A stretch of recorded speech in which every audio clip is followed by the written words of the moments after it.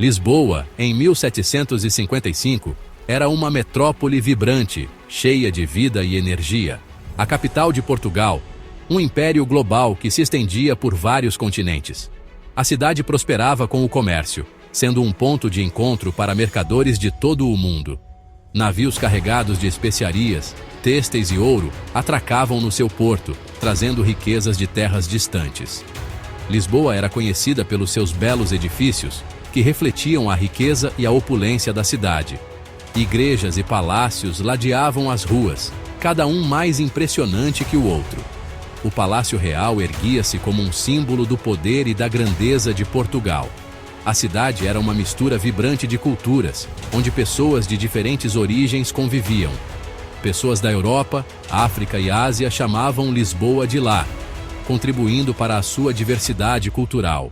Lisboa era uma cidade no seu auge, um verdadeiro centro de riqueza e poder. Um centro de riqueza e poder, onde a opulência era visível em cada esquina.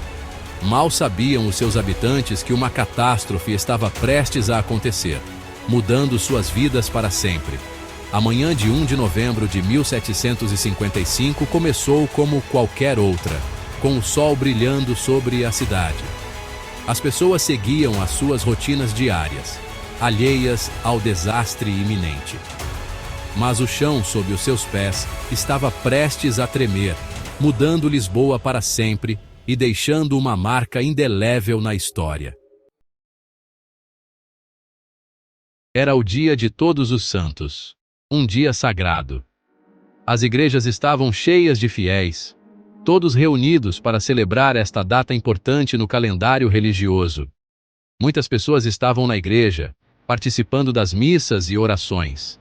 O ar estava preenchido com o som de orações e hinos, criando uma atmosfera de reverência e devoção. Então, por volta das 9:30 da manhã, a terra começou a tremer. No início, parecia apenas um leve tremor. Começou subtilmente, um tremor suave que fez vibrar as janelas e balançar os candelabros.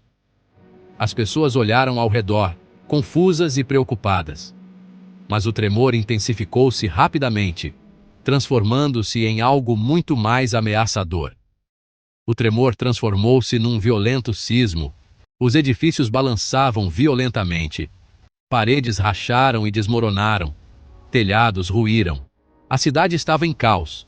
As pessoas foram atiradas ao chão, incapazes de manter o equilíbrio. Gritos encheram o ar enquanto o pânico tomava conta da cidade. Ninguém sabia o que fazer. O terremoto durou o que pareceu uma eternidade, cada segundo mais aterrador que o anterior.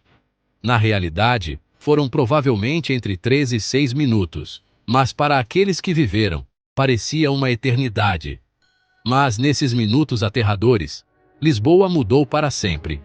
A cidade nunca mais seria a mesma. O terremoto foi apenas o início do desastre. O chão abriu-se em muitos lugares. Enormes fendas serpenteavam pelas ruas de Lisboa. Edifícios desabaram nestes abismos abertos. O rio Tejo, que banha Lisboa, comportou-se de forma estranha. As suas águas recuaram, revelando o leito do rio. Esta visão invulgar atraiu pessoas para a beira-rio, curiosas com a maré vazante. Mas o recuo da água era um prenúncio de um novo horror.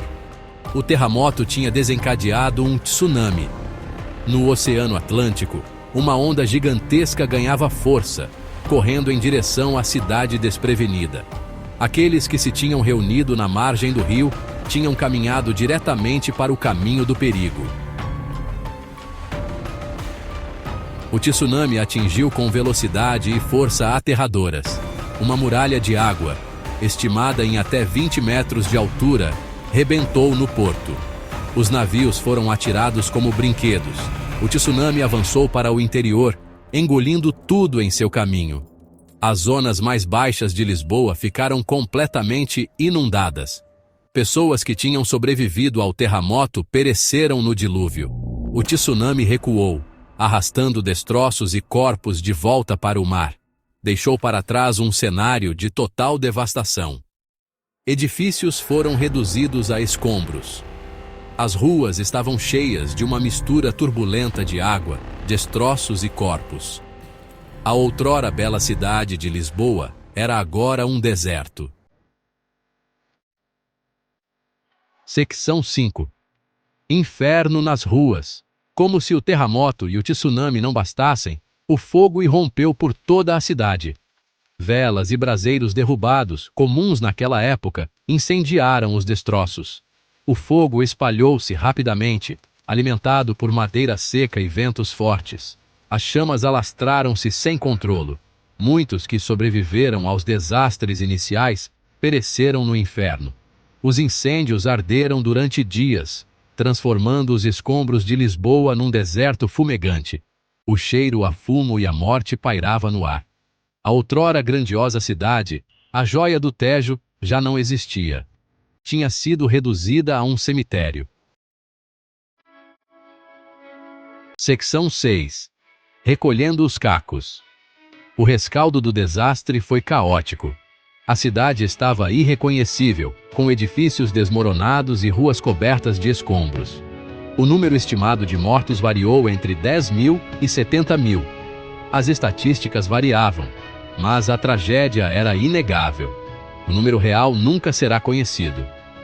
Muitos corpos nunca foram recuperados, perdidos para sempre nos escombros. Os sobreviventes ficaram sem nada além das roupas que vestiam. Suas casas e pertences foram destruídos. A cidade estava em ruínas. Cada esquina contava uma história de perda e desespero. Não havia comida, nem água, nem abrigo. A fome e a sede rapidamente se tornaram ameaças adicionais. Doenças começaram a espalhar-se pelos acampamentos de sobreviventes. A falta de saneamento agravou a situação. Em meio à devastação, surgiu um sentimento de resiliência. As pessoas começaram a se unir para reconstruir suas vidas. As pessoas ajudavam-se umas às outras. A solidariedade tornou-se uma força vital. Escavaram os escombros, procurando sobreviventes. Cada vida resgatada era uma vitória contra a tragédia. Partilharam a pouca comida e água que tinham. A generosidade era essencial para a sobrevivência. O rei de Portugal, Dom José I, estava fora de Lisboa quando ocorreu o terremoto. Ele estava em choque com a notícia. Ele e a sua corte sobreviveram milagrosamente. A sua segurança foi um alívio para muitos. O rei enviou ajuda à cidade devastada. Recursos e apoio começaram a chegar, trazendo esperança aos sobreviventes. Seção 7. Uma nova Lisboa ressurge. A tarefa de reconstruir Lisboa era assustadora. A cidade estava em ruínas. Mas o povo português, liderado pelo poderoso ministro do rei, o Marquês de Pombal, estava determinado a reconstruir. Pombal assumiu o comando da reconstrução. Trouxe engenheiros e arquitetos. Ele queria construir uma cidade mais segura e moderna. Uma das inovações foi o uso de uma estrutura de madeira chamada gaiola nos edifícios. Esta estrutura em forma de gaiola foi projetada para resistir a terremotos. Lisboa foi reconstruída num sistema de grelha. Isto tornou as ruas mais largas e retas. Um forte contraste com as ruas estreitas e sinuosas da cidade antiga. Secção 8. As ondas de choque do terremoto. O terremoto de 1755 em Lisboa teve um profundo impacto para além de Portugal. O desastre enviou ondas de choque pela Europa. Desafiou a compreensão do mundo pelas pessoas. O terremoto ocorreu no dia de Todos os Santos. Isto levou alguns a questionar o papel de Deus numa tragédia dessas. O terremoto influenciou o Iluminismo, um movimento filosófico que enfatizava a razão e a lógica. Filósofos como Voltaire escreveram sobre o desastre.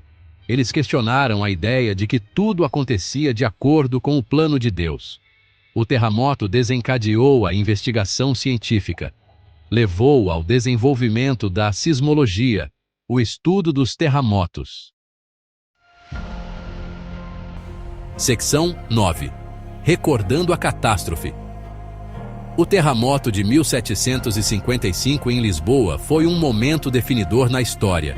Foi uma tragédia em grande escala, mas também levou a um novo capítulo na história de Lisboa. A cidade renasceu das cinzas, mais forte e mais resiliente. Hoje, Lisboa é uma cidade vibrante. Guarda as cicatrizes do terremoto de 1755, mas também reflete a coragem e a resiliência do seu povo. O terremoto não é esquecido. É uma lembrança do poder da natureza e da importância da resiliência humana. O terremoto de 1755 em Lisboa é uma história de tragédia, resiliência e o espírito duradouro da humanidade.